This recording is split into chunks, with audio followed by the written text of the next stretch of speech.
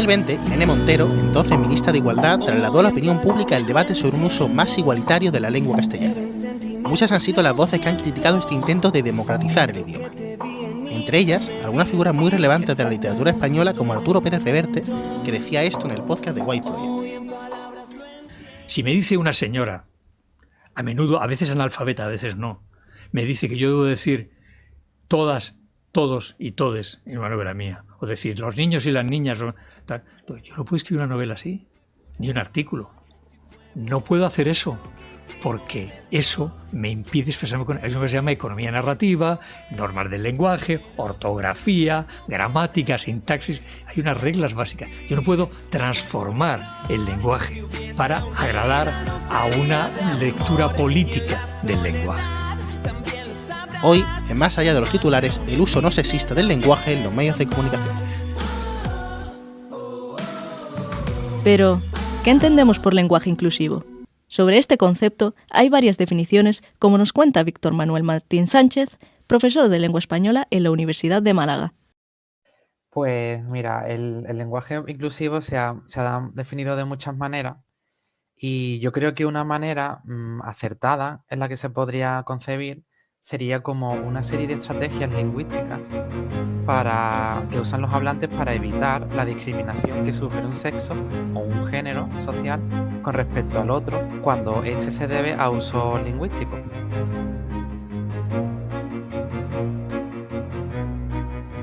También hay otras definiciones más políticas, como la que hace Patricia Vázquez, periodista de Noticias 4.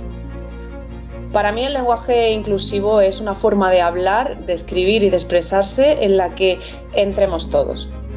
Todos, todas, todes, cualquier género, cualquier clase social, cualquier persona pueda sentirse identificada con nuestra manera de hablar. Es muy importante. En los años 70 surgió todo un movimiento sociolingüístico con unos primeros trabajos que señalaron los sesgos masculinos de la lengua. Esta era mostrada como un ente neutral, pero el feminismo cargó contra ella y la catalogó como una forma más de discriminación hacia el género femenino. Actualmente, hay un debate en torno a si el lenguaje inclusivo corresponde a una evolución natural o si ha sido forzada su introducción en la lengua. El lingüista reflexiona sobre su repercusión en la sociedad y su uso previo entre las personas. Entonces, es natural y de hecho se ha dado desde hace ya bastante tiempo. Antes de que se hablase de feminismo, incluso. Hay ciertos vocativos que se llaman vocativos protocolarios que han tenido ya un uso inclusivo desde hace ya más de un siglo atrás. El clásico señoras y señores podría ser un ejemplo claro. Y ese es al fin y al cabo, el uso inclusivo más natural.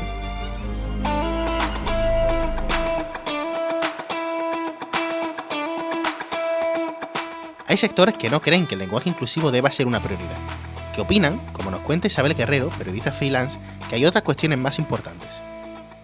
Hombre, obviamente, no voy a comparar el punto de la agenda feminista relacionada con el lenguaje inclusivo con la violencia machista, por ejemplo, ¿no?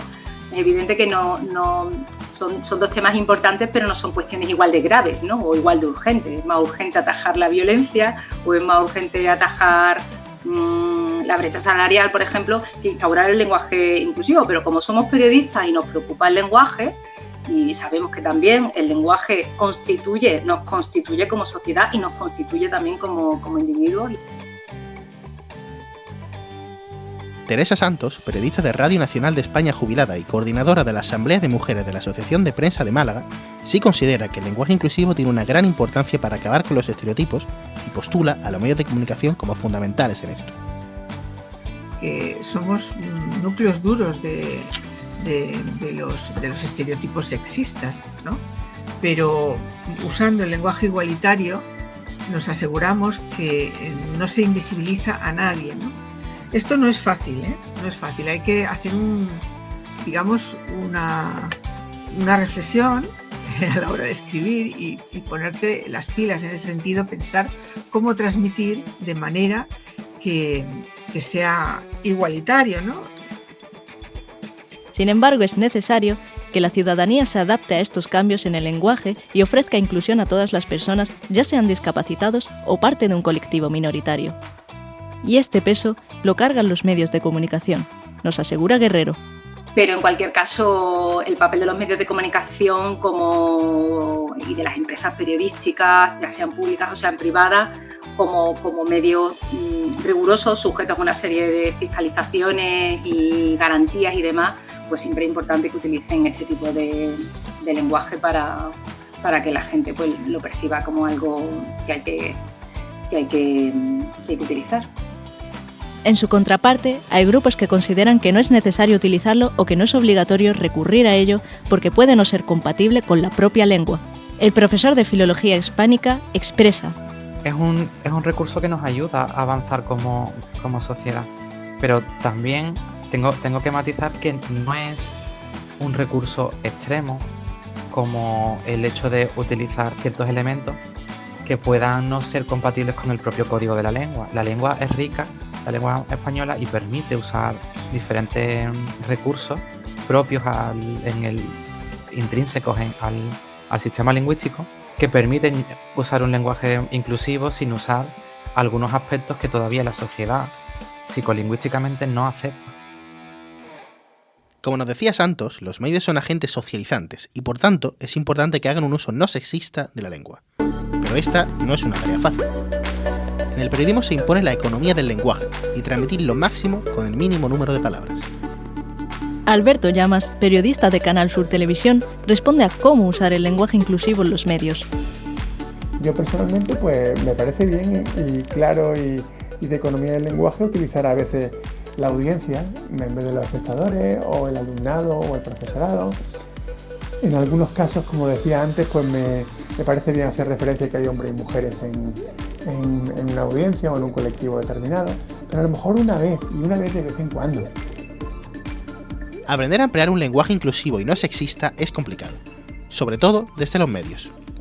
Por esta razón, Elena Blanco, presidenta de la Asociación de Prensa de Málaga, se posiciona a favor de que haya recomendaciones en los libros de estilo de los medios sobre el uso de este. Hombre, igual que se recomienda, pues yo qué sé, utilizar la minúscula en los cargos, pues decir, oye, pues cuando nos refiramos al conjunto de la sociedad, vamos a hablar de ciudadanía en vez de ciudadanos. Es que simplemente es eso. Son recomendaciones que yo creo que sí, claro, ¿por qué no? Sobre esto, Guerrero incide en algo fundamental. Deben ser los profesionales los que se encarguen de ello. Lo que pasa es que es un tema que tendrían que abordar profesionales especialistas, sobre todo del tema, periodistas sobre todo a la gente que yo he visto, sobre todo periodistas y profesionales de la comunicación, que realmente sean expertos, expertas en el tema y sepan abordarlo de forma práctica. Esto es Más allá de los titulares, un podcast producido por La Nueva Málaga. Si te gusta lo que hacemos, necesitamos tu apoyo. Suscríbete para garantizar el periodismo joven, cercano e independiente. Tienes el enlace junto con nuestras redes sociales en la descripción. La semana que viene, otro reportaje.